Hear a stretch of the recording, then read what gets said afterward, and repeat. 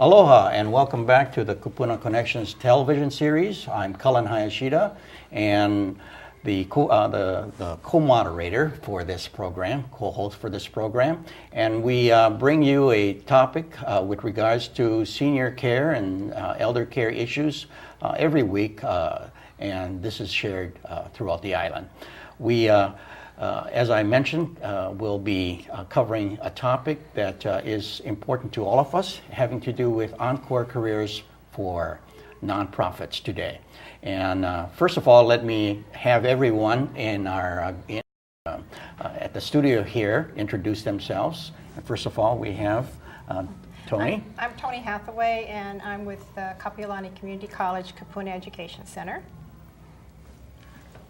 I'm John Howell. I'm with retired Chief Executive Officer and President of Easter Seals. I'm glad to be here today. Thank you.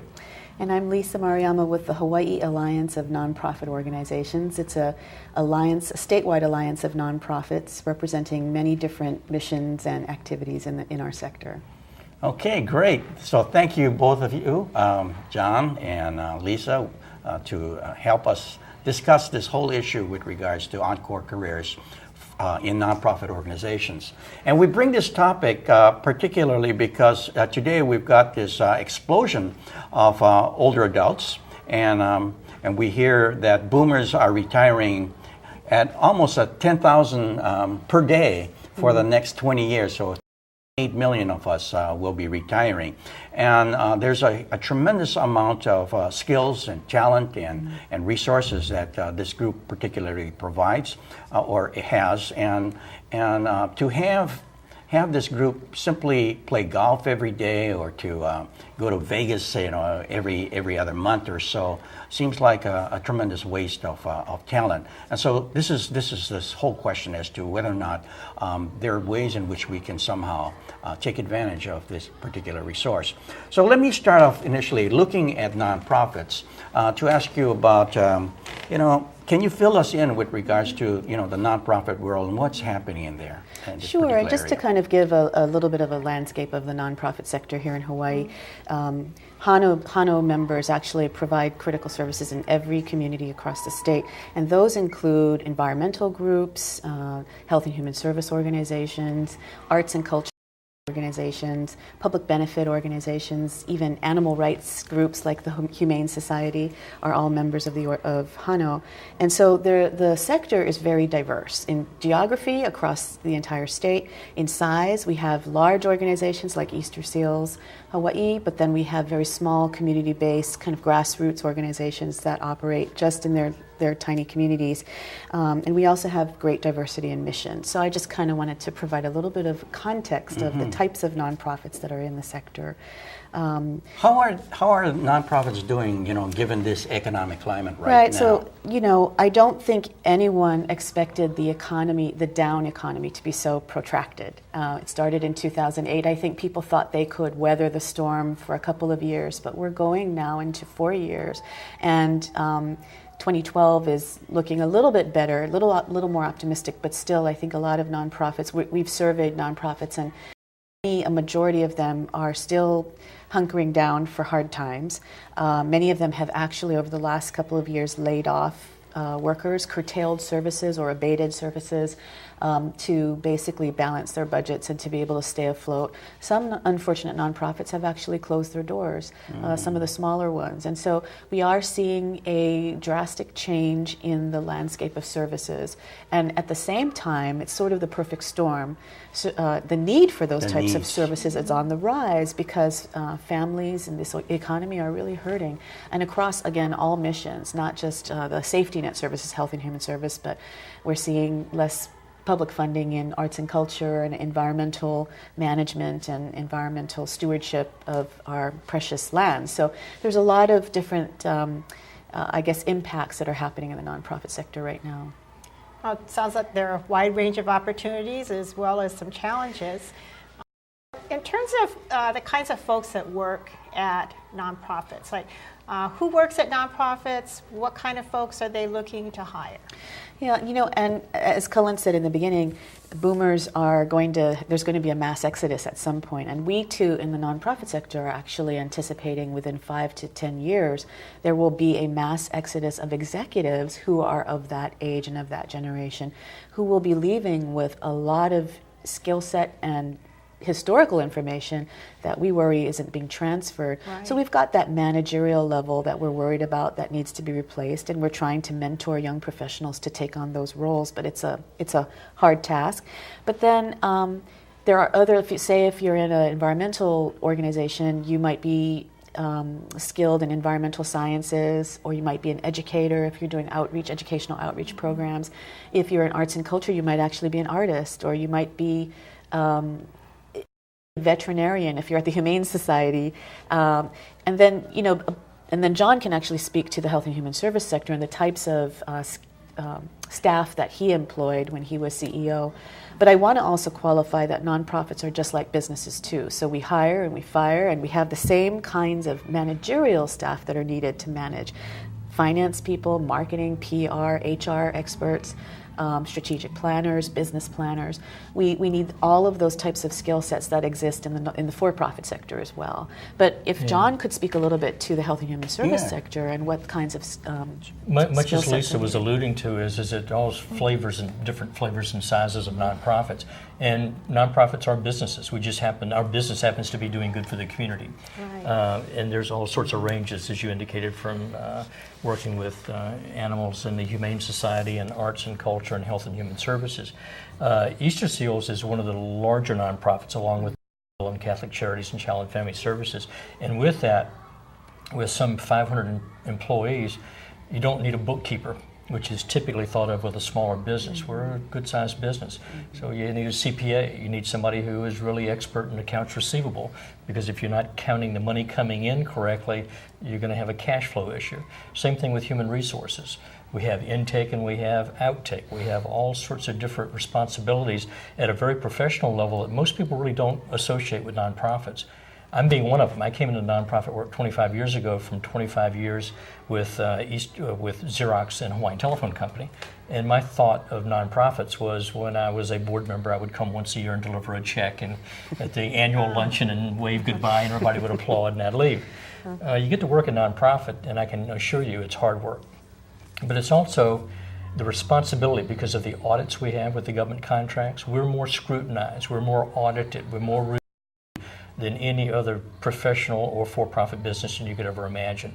The number of tax issues that we have to go through with our 990s, the open disclosure reporting, when we write a grant, the disclosures we have to do for getting a grant award.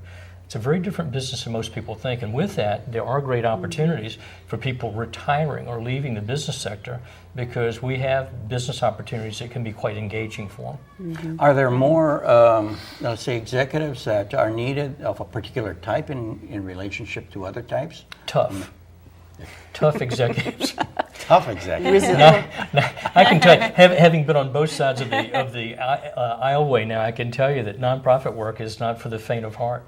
It's I likened it in our early years to being a trapeze artist. It is way up at the top of the tent on a thin rope with no safety net. So in many ways, it's even more complex than on the for-profit side? It is.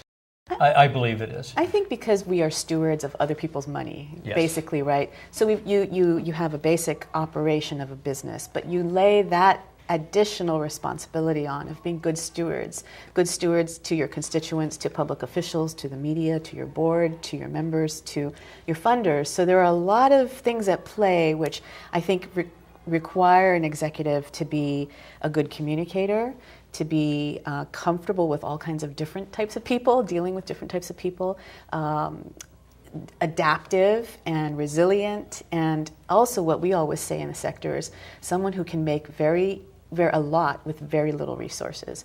We're often asked to be very ingenious with the very limited resources that we have, whether it's with human capital or whether it's with money, basically doing more with less. So, and it totally impacted in this economy, or totally exacerbated. economy when there's much less to be using. The diversity I went through in the education I went through in the early days was exciting. It was, quite honestly, it was exhilarating. I thought in the quarter of a century I spent working with some large for-profit companies, very large for-profit companies, I thought I knew how business operated because I'd sold $1 million telecommunication systems and worked with large customers, state, federal government. And yet when you get involved in a nonprofit, as you have just done recently, you spend a lot of time at the legislature. Mm-hmm. You spend a lot of time with the different, not only the city and county council here in Honolulu, but on all the islands. Mm-hmm. You have to become very good at providing testimony. You've got to become a great grant writer. You become a jack of all trades in many, many areas you never thought you would ever have to tap into. But in the right environment, as I said, it's very, very exhilarating. I see. And I guess even with disclosure of how you've used the money, I guess has to be totally absolutely. Totally transparent. With the for-profit side, I mean, if you've got some money and you sort of want to use it for other purposes, nobody will say no much. can do it. Sarbanes-Oxley did a lot for the for-profit world and the nonprofit world in terms of upping the need to be more transparent. So we feel that in the sector too, is we have to jump through many more hoops to be transparent and to be to demonstrate our goodwill, basically, and our good stewardship. So, but that's the executive level, and Encore retirees who are considering an Encore career could come into those positions, but they could also come in as consultants to the chief executive. They could come in as, for instance, there's the organization SCORE, which is a kind of a stable of retirees who come with very specific expertise and can provide executive mentorship or coaching or training around very difficult areas like business planning, cash flow analysis, strategic marketing, strategic communications. There's a lot of different topics that SCORE is well set up to provide training on. So I guess people like that will not have to sort of be there 40 hours a week per se. No, I mean they could really act in a capacity of consulting or hand-holding, whatever level of engagement is required by the coach. I think there's a tremendous amount of flexibility on the sides of nonprofits. If you can find the right type of skilled advice and counsel from somebody in the legal, human resources, or financial community, that's most welcome. Mm-hmm. And it doesn't have to be behind a desk 40 hours a week at the workplace. Mm-hmm. And we've talked about this before the filming session started, and that is the most important thing is to find out what the person has to offer, what the needs of the organization are, and make sure that there's an understood scope of work and that there's a match. Right. If you have the right match, 1 or 2 hours a week could be as valuable as 40 hours of a bad situation. Absolutely. Matter of fact, a bad situation could be very disruptive in many areas. So the question is that making sure you have that negotiated contract, no dollars included, the negotiated contract on what services are going to be provided, date, time, when, flexibility, all the other stuff. Wonderful opportunities exist. Mm-hmm. Well, we've kind of focused on the executive, kind of administrative folks up to this point. What about regular staff? What kind of skills would you look for in terms of hiring a boomer or a volunteer at the program level? The biggest thing I would look for is this is a hiring philosophy we had starting back with when I began with Xerox, and that was we hire attitudes. Mm-hmm. We hire attitudes. If you got the right attitude, and obviously with certain skill sets, if you hire the right attitude, good things will happen. Same thing with a volunteer. And a lot of people don't realize this, probably some nonprofits, is when you bring a volunteer on board, and they're there for more than one day. In other words, they're going to come in every Tuesday and Thursday for 2 or 3 hours. Mm-hmm. Basically, you need to treat them as an employee. Mm-hmm. Workers' comp, safety issues, although you have to be very attentive to those things, or you can have obviously some problems that you don't want to deal with. Mm-hmm. So we take a look, we actually interview volunteers. We take a look at what can you offer, what's your availability, how long what's your commitment, things of that nature. We even look at skill level. If they're going to be involved in one of our technical areas, finance, human resources, we actually test them. Mm. There's nothing worse than having somebody go into your system and cause problems that are unintended consequences. Yes. Right. To answer your question more specifically, though, is good, dedicated people, moms and dads, brothers and sisters, any flavor you want to.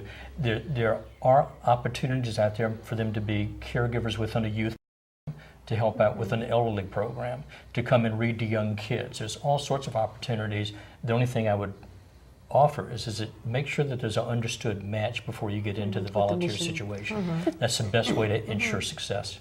I think to add to that, passion, if they have a passion for the mission, and this is the case for paid employees or volunteers, if they really come from the mission, perhaps some of them might actually be family members or something, there's a great drive to see the organization flourish, and so you've got that kind of motivation built in and the enthusiasm.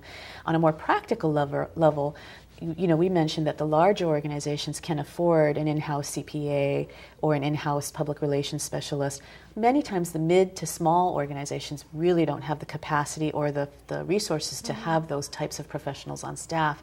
And so an attorney that is just sort of on call would be very welcome. Sometimes those people backed up on the board, but sometimes you can't find a board member who would be willing to commit that way, but you certainly could find them in this realm. And then to answer your question, Tony, just more specifically, in the health and human service sector, you might need case managers or social workers. Now, I think those would have to be, John can go into this, but because of the legal kind of HR ramifications, they probably would need to be not volunteers, but on staff, correct, if they are actually administering those types of services.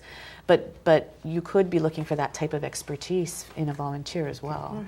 Now, we have, prior to our discussion right now, I had a chance to talk to John earlier, and we were discussing this whole issue with regards to boomers now that are growing in number and are retiring and are seeking this, this encore career, this second act, so to speak. And some people have planning and others have not. What have your experiences been as far as bringing people that are, in this age bracket and are looking for opportunities? Have you had successes or some failures? And what can you sort of suggest to some of our viewers out there? All the above. A lot of successes. Okay. And not so many failures, but when you work in nonprofit, you really do, I believe, genuinely and passionately work at a different level, because you're not doing it for yourself, you're not doing it for stockholders, you're doing it for the good of the community and the people you serve. And you take all these things a little bit more religiously, maybe a little bit more seriously. So I don't think we've had any major failures, but you always look for the best possible outcome. And we've had a number of people who've come in now and do volunteer work in specific areas. They like working with the young kids. They like working with the adult population. And that's why I talked earlier about invest a fair amount of time in finding out what that match is, where that passion is, what are the things that they're really interested in. And somebody who's worked in finance all their life might say, well, when I retire, the last thing I want to do is look at another ledger. Right. Reality I want to do is, something else. It could be that they want to continue to do that because that's where their comfort level is. They just want to do it in a different format. Not under a green shade and a blasting light and not 80 hours a week, but at their own place. So don't stray too far away from what you feel really comfortable with. And as I shared with you beforehand, we encourage people to come in and test the waters. Before you tell me you're going to come in for the next 5 years and volunteer every Friday, spend a little bit of time with us. If they're going to volunteer for one of our fundraising events, come to the golf tournament. Don't commit all day, just come for half a day and see if you have fun, handing out sandwiches or, sitting out in the sun, making sure that people are okay with their hole-in-ones and stuff like that. Right. Volunteer, experiment. Don't hesitate to do that. And as we just a few minutes ago is, oftentimes it's not a bad idea to do that while you're still working. Take a couple of days of vacation. Before you retire. Before you retire. So it's almost like part-time retirement then. Well, Right. it's planning. Right. It's planning. Yeah. But we had more successes. Yeah. I see, okay. And John, can you talk a little bit about what you're doing now for Easter Seals? Well, I'm Previously. part of this Encore thing because I'm doing it right now. I retired from the CEO responsibilities last May, about 9 or 10 months ago. And yet, one of the things I've always enjoyed doing is construction, building. And one of the things that allowed us to get through the last 4 years is out of 13 properties we have statewide, 9 of them have no rent or no mortgage or no nothing. We own it outright. So by not paying a lot of mortgage payments or rental payments, it allowed us to have those extra cushion dollars during some very, very difficult times. So I agreed to stay on for another couple of months or so to finish up 3 large projects we have going on Maui, Kauai, and West Oahu. So I'm living it. In a consultant capacity. Consultant. So I went from, So he comes and goes. I went from 80 hours a week to where I'm working a nice, comfortable 25 hours a week. Yeah. And I go into the office, so I get the social exposure of being around some people I really enjoyed working with. And it's fun, and yet it gives me time to have free time for me to do some other things that I want to do. So He I'm looks doing a lot that. tanner, by the way, Yeah. since I last saw And a him. lot healthier. A lot healthier. Yeah. Probably has more So sleep. I'm doing my experimentation too. Yeah. One of the best pieces of advice was given to me by an old friend of mine. And about a year ago, when I kind of announced I was retiring, I met with about probably a dozen friends of mine who'd already retired. And I paid for lunch, and the deal was, I'll pay for lunch, but you tell me what you did right and what you did wrong. And through those conversations, I found patterns of what to really stay away from, which is husband and wife never retire at the same time, and other things that people said, you got to do this. The most pointed thing in my mind is stay relevant. When you retire, don't drop off the face of the map. Stay involved in community activities, stay involved in something that requires you to read, study, pay attention to politics, know what's going on in the financial environment, but stay active. Yeah. Most of all, stay relevant. Don't pull Engage, yourself yeah. back into a shell. Engage. Good. That's how you can age gracefully. Great.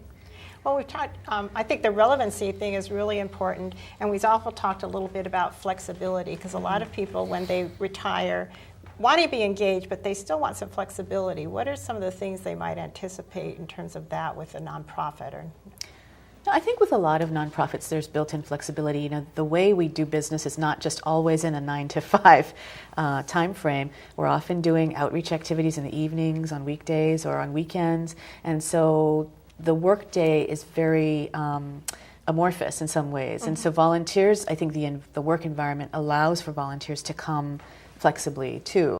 Those are some nonprofit organizations, not all. Yeah. The other thing is if you're coming with a skill or skill set that the organization needs, they'll find a way to make it work. Well, and you know, you don't have to physically be in the office. If you're an attorney, you can be consulting from your desk in your office.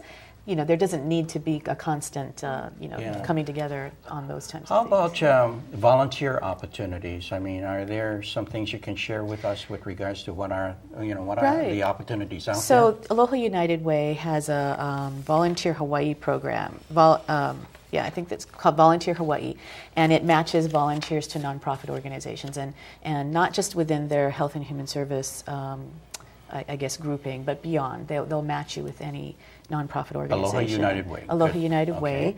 And then we mentioned SCORE, which provides consultancy. Right.